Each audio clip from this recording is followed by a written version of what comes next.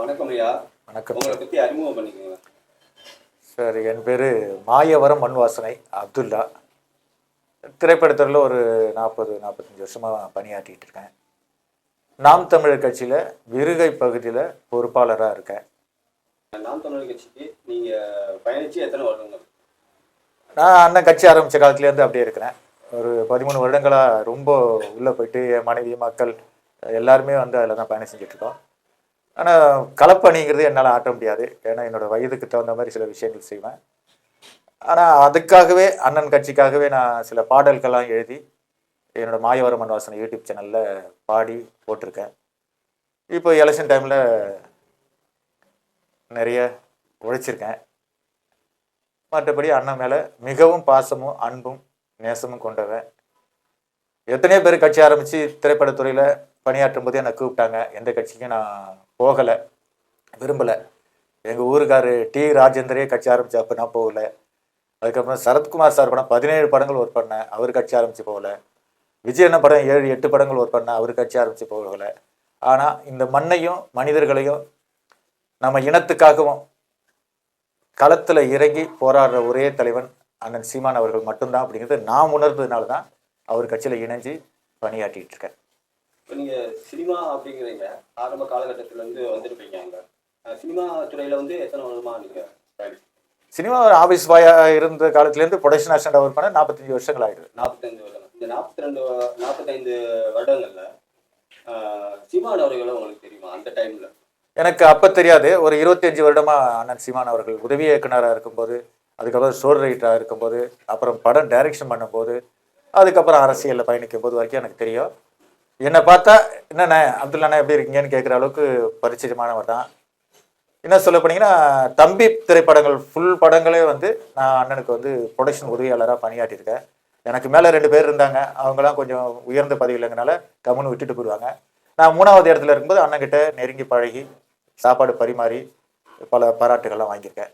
அந்த காலகட்டங்களில் அந்த சினிமா துறை வட்டாரத்தில் எப்படி ஆட்களை நடத்துவார்? இல்லை, அண்ணனோட பயணிக்கும் போது மற்ற இயக்குநர்களை விட அண்ணன் கொஞ்சம் மாறுபட்டவர்னாக்க ரொம்ப துருன்னு இருப்பார். ரொம்ப எல்லார்ட்டையும் மச்சான், அண்ணன், தம்பி இப்படி தான். அப்பா ஐயா தான், ஐயா, அண்ணன், தம்பி, அம்மா இப்படி ஒரு கூப்பிட்டு எந்த ஒரு டைரக்டர் நான் பார்த்ததில்ல. மற்ற டைரக்டர்லாம் ஒர்க் பண்ணும்போது பார்த்தீங்கன்னா, ஷார்ட் அடி சார், போங்க சார், உட்காருங்க சார், இதான் சார் சீனு, இதான் சார் டைலாக்கா அப்படின்னு சொல்லுவாங்க. அண்ணன் அப்படி சொல்ல மாட்டார். வாங்கம்மா, ஐயா இந்த மாதிரி பேசுறாரு, நீங்கள் கவுண்ட் டைலாக் இது கொடுக்கணும் அப்படிங்கிற மாதிரி சொல்லி கொடுக்குற பக்குவம் இருக்கீங்களா, அது அண்ணன் சீமான்ட்ட நிறைய பேர் கற்றுக்கணும். இப்போ அவர் டைரக்டர் ஆன பிறகு உதவி டைரக்டர் மித்தவங்களுக்குலாம் ஏற்ற தாழ்வு எதுவுமே கிடையாது. எல்லாத்தையுமே தம்பி, அதுதான் வர தம்பி போடா தம்பின்னு. அது கோ டைரக்டராக இருந்தாலும் சரி, கிளாப் போட்டு அடிக்கிற தம்பியாக இருந்தாலும் சரி, ப்ரொடக்ஷனில் உதவியாளராக இருந்தாலும் சரி, செட்டர்ஸ்டாக இருந்தாலும் எல்லாருமிக்கிட்டுமே அண்ணன், தம்பி இப்படி தான் பேசுவார தவிர ஒரு வார்த்தை கூட அந்நியப்பட்டு தாழ்ந்தவன் உயர்ந்தவன் அதிக வருமானம் படுறவன் அப்படிங்கிறது நினைக்க மாட்டார். எல்லாருக்கும் ஒரே அன்பு தான், ஒரே பாசம் தான். அதில் எந்த மாற்று கருத்து இல்லை. கேள்விப்பட்ட வரைக்கும் அவர் வர்றவங்களுக்கு சாப்பாடு அவர் போடுவார் அப்படின்ற ஒரு கேள்வி உண்மையாக தான். அவங்க ஆஃபீஸில் நான் பல முறை சந்திச்சிருக்கேன். நான் வாய்ப்பு கேட்டு கார்டு எடுக்க முன்னாடி பாட்டு எழுதணும், கதை சொல்லணுன்ட்டு அண்ணன் ஆஃபீஸ் போயிருக்கேன். அங்கேயே பார்த்தீங்கன்னா ஒரு 10-20 பேர் ஒரு கூட்டம் இருக்கும். எல்லாருமே பல துறைகளில் பணியாற்றுறவங்க, பல வேலைகள் செய்தால் கூட அண்ணன் சீமான் ஆஃபீஸுக்கு வந்துட்டா எல்லாருக்கும் உணவு உண்டு. இது நான் ஏற்கனவே சொல்லியிருக்கேன் பல சேனல்களில். ராவுத்தர் ஃபிலிம்ஸ் நான் பார்த்ததில் சாப்பாடு போட்டுக்கிட்டாங்க. அது மாதிரி அண்ணன் ராஜ்கிரண் ஆஃபீஸில் யார் வேணாலும் சாப்பிடுவாங்க. அதன் பிறகு பார்த்தீங்கன்னா நம்ம சீமானன் ஆஃபீஸ் தான். ஏன்னா எனக்கு தெரிஞ்சு எந்த நேரம் போனாலும் சாப்பாடு கிடைக்கும் நம்பி வரவங்க அண்ணன் சீமானன் கட்சிக்கு தான், ஆஃபீஸுக்கு தான். அப்போ எல்லாம் கட்சியெலாம் ஆரம்பிக்கல. ஒரு உதவி இயக்குனராகவோ ஸ்டோரி ரைட்டராகவோ ஒரு டைலாக் ரைட்டராகவோ இருக்க காலத்திலே அவர் அதை செஞ்சார். அதை நான் மனசார பார்த்துருக்கேன். இப்போ அவர் கட்சி ஆரம்பிச்ச பிறகு உங்களுக்கு நாம் தமிழர் கட்சியில் வரணும், பயணிக்கணும் அப்படின்றது எண்ணம் எதுக்காக தோன்றியது? என்ன காரணம்? அண்ணனோட மேடை பேச்செல்லாம் நிறைய பார்த்துருக்கேன். ஒரு படங்கள் ஃபுல்லாக நான் தம்பி படம் ஃபுல்லாக கூட இருந்து பணியாற்றியிருக்கேன். அவர் அங்கே என்ன சொன்னாரோ, அந்த திரைப்படத்துறையில் படம் டைரக்ஷன் பண்ணும்போது என்ன சொன்னாரோ அந்த விஷயத்தை தான் மேடையில் பேசுகிறாரு. அதோடு மட்டும் இல்லாமல் எனக்கு பிடிச்ச விஷயம், நான் சிறு வயதிலிருந்து விவசாய குடும்பத்தை சேர்ந்தவன். எங்கள் மாமா சொன்ன கருத்தை அண்ணன் முன்னெடுத்து வச்சார். என்ன கேட்டிங்கன்னா, உலகத்திலே இருக்கிற மரம் கொடி செடிகளில் வந்து பனை மரங்களுக்கு தான் வந்து அதிக வந்து மக்களுக்கு நன்மை தரக்கூடிய விஷயங்கள் இருக்குங்கிறது எங்கள் மாமா சொன்னது 1979 78 அந்த காலகட்டத்தில் சொன்னது. அப்போ எங்கள் அப்பாவும் அதுதான் சொல்லியிருக்காரு. நாட்டை வந்து எந்த அளவுக்கு வேணாலும் வளர்ச்சியை கொண்டு போயிருக்கலாம். அப்போ ரொம்ப சிறு வயசு பஞ்சாயத்துலாம் உட்காந்து எங்கள் அப்பா பஞ்சாயத்து பேசும்போதெல்லாம் நான் வந்து பார்த்துருக்கேன். அப்படி பார்த்துருக்கும் போதே எங்கள் அப்பா சொல்லுவாங்க, டே போடா எவன் வேணாலும் என்ன வேணா பண்ணிங்கடா, எனக்கு தேவை விவசாயம்டா, இந்த பக்கம் சோளம் விளையணும், இந்த பக்கம் கரும்பு விளையணும், இந்த பக்கம் வந்து பருத்தி விளையணும், இந்த பக்கம் வாழை விளையணும், அப்படி விளைய வச்சு ஒரு 10-20 ஏக்கரை வந்து விவசாயம் பண்ணவர் தான் எங்கள் அப்பா. அதன் பிறகு சென்னைக்கு வந்த பிறகு அந்த வாடகையே இல்லாமல் போயிடுச்சு. அப்போ கொஞ்சம் காலம் கட்ட பொறுத்து அண்ணன் சீமான் படங்கள் நான் ஒர்க் பண்ணும்போது நான் எப்போதுமே சாப்பாடு பரிமாறும் போது அண்ணா ரைஸ் வேணுமா ரைஸ் அப்படிம்பாரு. அப்படியே திரும்பி பார்ப்பாரு, அது இல்லைண்ணே ஏண்ணே இப்படி படுத்துற அப்படிம்பாரு. சோறுன்னு சொல்லுங்க. இந்த விஷயம் எனக்கு வந்து படம் ஒர்க் பண்ணும்போது பிடிச்சிருச்சு. அது மாதிரி தண்ணி கொடுப்பான் பாட்டில், அந்த பாட்டில் வந்து அண்ணன் வாட்டர் வேணுமாண்ணே தண்ணி வாட்டர் அப்படிம்பேன். லொக்கேஷனில் ஒரு 100 பேர் 150 பேருக்கு ஒர்க் பண்ண போது அப்போ அப்படியே தோல் மேலே வந்து கை வைப்பார். அப்படியே திரும்பி பார்த்தா என்னண்ணே தண்ணின்னு சொல்லுங்கண்ணே, நமக்கு தாய்மொழி தண்ணிண்ணே அப்படி சொல்லுங்கண்ணே அப்படிப்பாரு.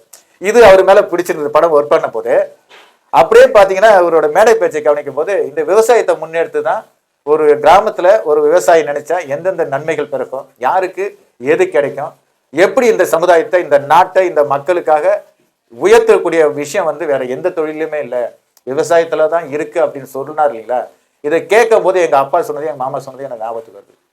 இன்னைக்கு வந்து நான் சும்மா வந்து சினிமா கம்பெனியில் வேலை செய்கிறேன், நானும் சம்பாதிச்சிட்டேன் அப்படிங்களா. நான் சென்னைக்கு வர்றதுக்கு ஒரு மாதம் 1.5 மாதத்துக்கு முன்னாடியே நான் பிளான் பண்ணிட்டேன் சென்னைக்கு தான் போகணுன்ட்டு. பசி வறுமை, எங்கள் மாமா வீட்டில் போய் எங்கள் அப்பா இறந்த பிறகு வளரும்போது சரியான உணவு கிடைக்கல. நான் கிராமத்தை விட்டு சென்னைக்கு வரும்போது ஏதாவது நம்ம இந்த வயலுக்கு இந்த பூமிக்கு இந்த மண்ணுக்கு ஏதாவது செய்யணும்னு ஆசைப்பட்டேங்க.